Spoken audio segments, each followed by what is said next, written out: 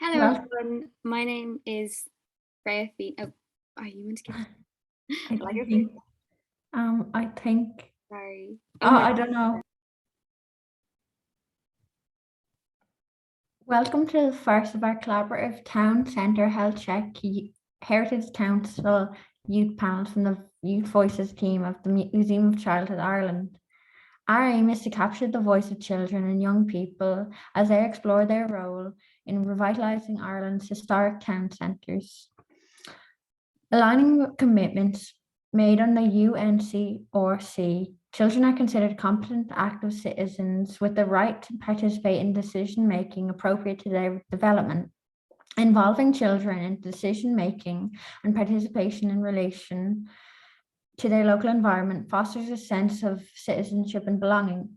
Ultimately, this link can be linked to sustainability, where sustainable development is underpinned by a highly participatory local community, with the collaborative town centre health check heritage council aiming to become a model of best practice for collaborative regeneration. This proposal focuses on an innovative way to ensure that children and youth are considered central to the discourse of urban development within town centres. For the contemporary child, urban policy is focused upon efficient movement and not necessarily places to meet, play, and hang out. This has highlighted the need to create more human scale cities where livability is promoted. Central to livability is an assurance that the insights and perspectives of all members of their community are captured, with moves towards public participation evident in urban planning discourse. Research has proven that meaningful citizenship participation leads to better decision making, social stability, and a sense of ownership and engagement. Participatory planning is rooted in the conviction that people should be able to participate in decisions that most impact them. The challenge for children and young people is how to ensure that they can participate and be heard, encouraging them to assert themselves against the perceived authorities of adults.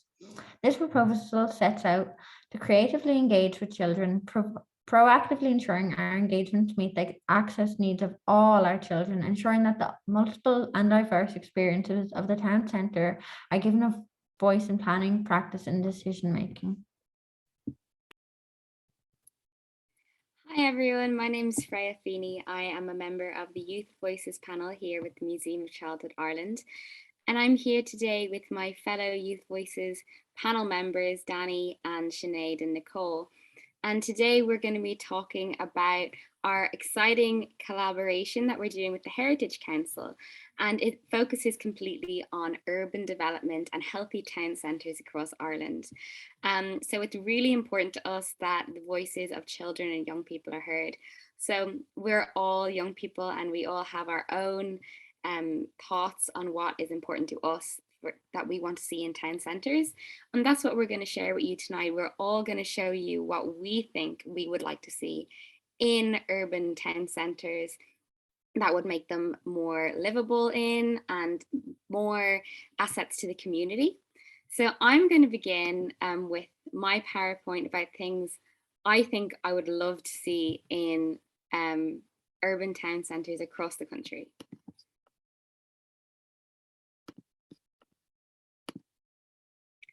So the first thing that I would love to see is eco-friendly transport. I am from Dublin and I take Dublin bus a lot and I take the Lewis a lot and I've taken the Dart. So I'm very, very used to all the different forms of public transport there are. And I'm so happy to say that it is moving in a more eco-friendly direction, which is brilliant. But I still think there's a lot of work that can be done. And this is so important for our future as a planet, a healthy planet. And it also will be good if we're cycling and walking more for our own health. So I think that in order to facilitate this, town councils and town development committees really need to invest in making cycle lanes and lock bikes safely and making cycling more appealing.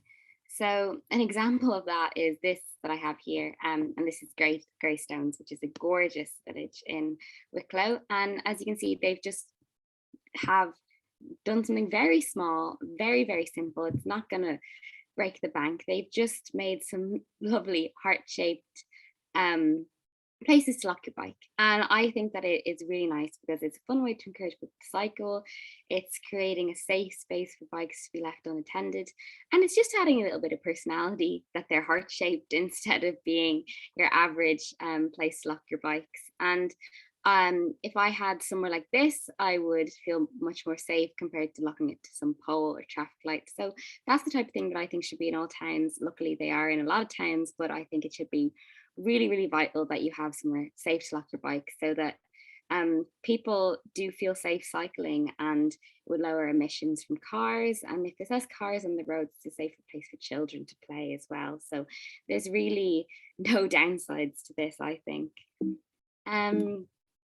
Then the next thing I would say is book nooks.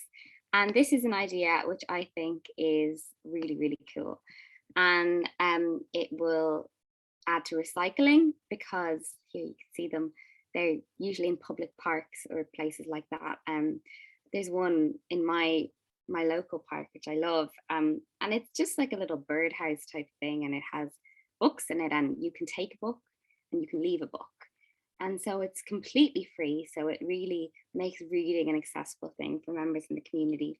And I also love the kind of interaction that you're getting books that other people have read that live near you. So it's like, oh, what do other people like to read? And there's that sense of what other people like, you'll have a try, and then it might be for you, or it might be, and you're kind of interacting with people in your community in that way.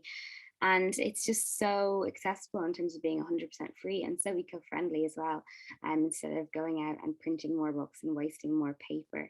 So, and it's such a simple idea. You know, the ideas we're talking about here today aren't necessarily going to cost billions of euro and years of construction. I'm talking about a book nook that's made of wood in a park.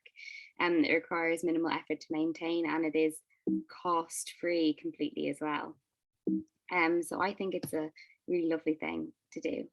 Next thing that I have here is urban gardening, which I think is a really, really cool idea for urban places, because we have really lost in a lot of urban centres that connection with nature. They're kind of turning into concrete jungles a bit. So eco-friendly, no shipping needed in terms of we're not having our vegetables or our flowers brought in on trucks spilling oil from halfway across the world. We're just growing them ourselves. Also, the locality of it would mean that they're all things that are in season, and they're all things that, you know, are in touch with your local area, that are things that viably can grow where you're from. It inspires a new hobby in young people if young people are out maintaining these gardens and learning how to garden. And it also is really educational because you're learning about seasonal produce, seasons, life cycles, and nutritional awareness as well. It's cost effective because you're literally just buying seeds, which cost a couple of euro. And I also think it would look really, really beautiful in towns and villages to have plants and flowers growing in the local areas. And it, of course, promotes biodiversity, which is vital at the moment when we're seeing all these, like the bees disappearing and everything like that. And it is so scary. And I think young people are feeling that fear, especially. And this is just a little step in the right direction. I think that it's a really, really cool thing to do. And it would, you know, it wouldn't take that much. So that is really my presentation about some just 3 little ideas that I think would be really, really helpful to make urban centres have more life and just have that sense of community. Next, I think we're going to go to Sinead, who has another PowerPoint about all her brilliant ideas about what she would like to see in urban town centres. So take it away, Sinead. Okay, I'm just going to share my screen as well.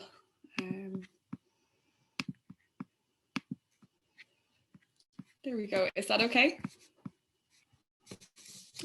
Okay, perfect. So there. My presentation is about how we can utilise existing spaces to improve our towns. So by shaping plans around what's already there, we can both preserve the individuality of our towns and also promote improvement in a way that makes more sense. So my ideas are based around my own town, which is Wexford. And Wexford is located on the River Slaney. However, there's no swimming spot in town.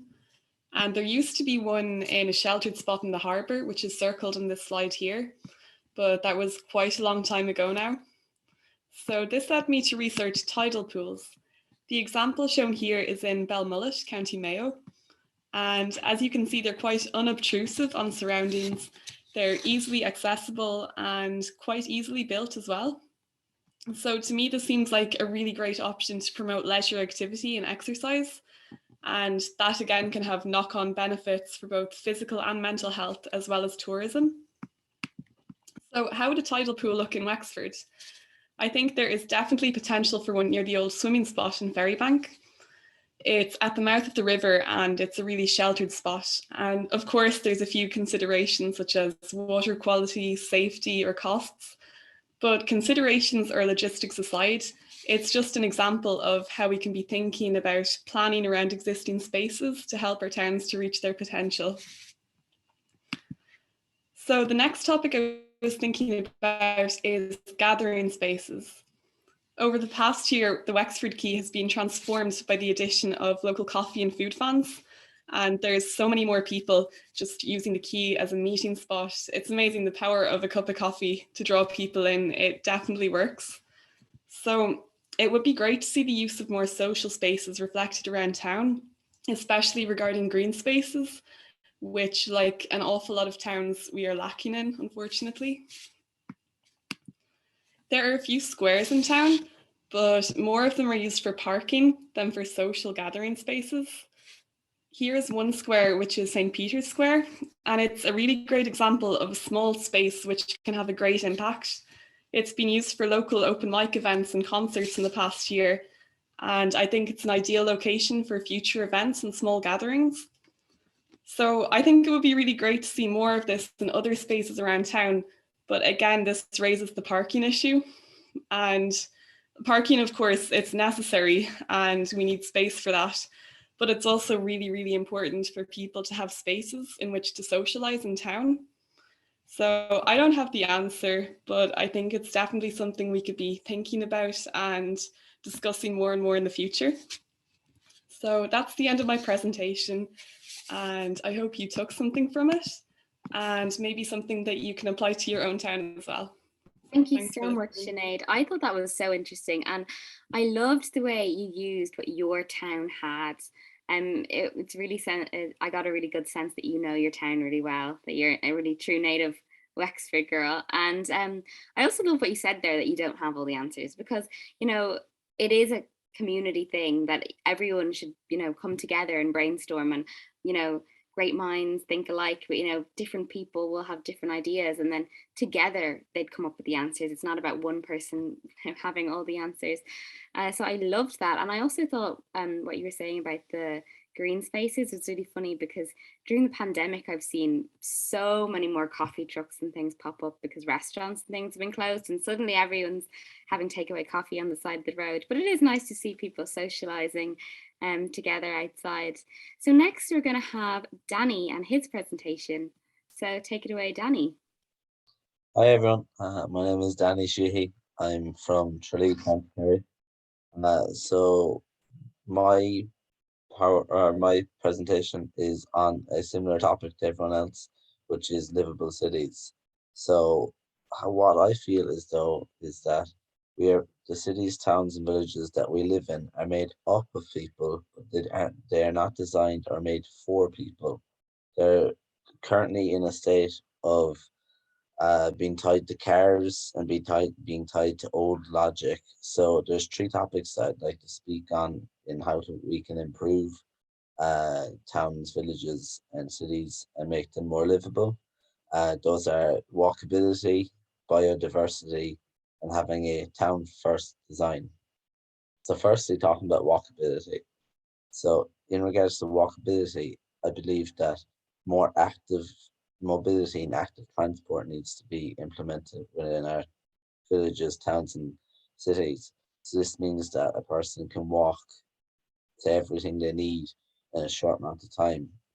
There's a term and concept as a 15-minute town where you can reach everything you need to reach within a town. So all the services, shops, libraries, hospitals, all that within 15 minutes of you. If we could try to get that formal design of thinking in urban planning, we would see a huge rise in quality of life because people will have everything close to them and they won't have long waiting to get to one place and a lot of traffic and the associated health costs. I'd like to see public transport reform.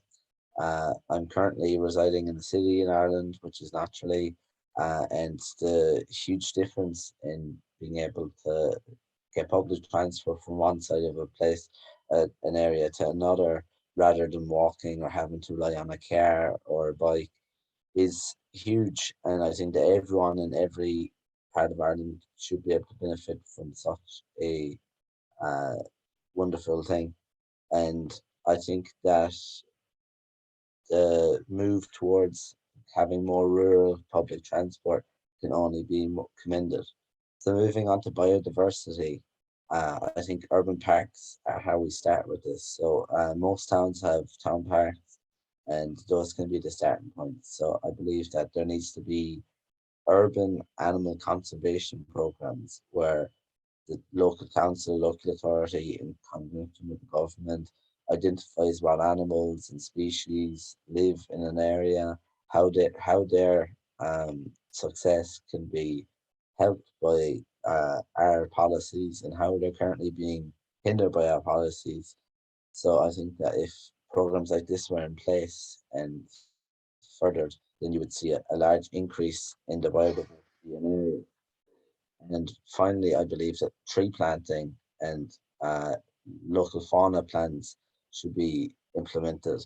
This would see a large increase in tree planting in urban areas, which we have seen to have numerous benefits. For instance, in regards to hot temperatures in the summer, urban areas which have trees have less of an effect when it comes to heat waves because the shade of trees prevents um, the ground from heating up, the tar and whatnot on the ground, which means that people can walk to and from places, and uh, areas where people live aren't as disrupted by heat waves. It's only one benefit of tree planting.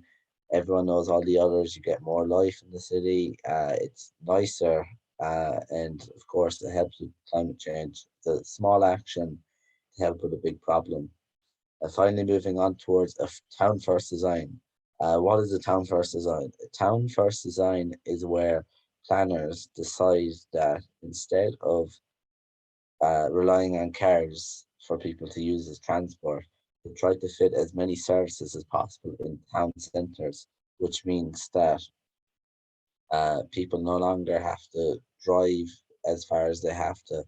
For instance, in my hometown, one of the major retail parks is towards the edge of town. If it was in the center of town, it would be a lot closer to a lot of people. As well as that, you see a lot more lively areas when you have everything within walkways, within walking distance of each other. And in regards to towns and biodiversity and trees, during the summer, I was involved in a group back in Flee that was protesting trees being torn down unnecessarily. And one of the ideas I encountered there was the tree highway. So, in order to illustrate the point of how fauna and flora, so increasing plants as well as animals works in combination, I was introduced to the tree highway idea, which is where you plant trees along an area from one area where animals live to another so that they can go back and forward, and the associated benefits of that where they have more than one habitat space. So going back to the town first design, uh, so the idea is that you have as much as possible within the town centre. You prevent car dependent retailing, where you have most of your retail spaces outside of towns. I think we're all used to there's a large road outside your town, so then the smart idea is to put a shopping centre near that large road rather than in the middle of town. And finally, in regards to town versus design and going back to the whole point of having a livable town, I think the whole idea is to have an area where you have a lot of people living close to town, close to each other, in a town that actually feels as though it's home rather than you have a few shops here, a few shops over there, a few services here, a few services over there. Everything kind of intertwines with each other, and it feels a lot more livable, and you can get everything you need out of it within a short space of time rather than spending your day back and forth all around the place, dragging yourself. While it might seem small, the small everyday tasks we do, it might feel as though they don't have make a difference in our lives. Think about all the spare time people would have if they didn't have to travel from A to B all the time. A and B were next door to each other. It's all about making small changes to make a big difference, and I think that we'll be pleasantly surprised if we started implementing them. So that's generally my point. So I'd like to hand it back, please. Thanks so much, Danny. I find those tree highways such a cool idea. I find that fascinating. And it is also so true that those small changes really, really are so important. And it's the small changes that make a big difference. And now we have Nicole.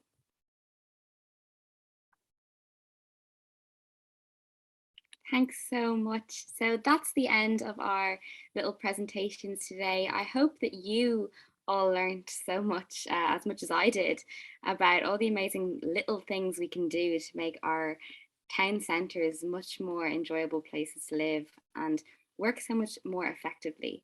And that's all of what we have to say tonight. So from the Museum of Childhood and all of us here on the Youth Voices panel, thanks for listening. Bye.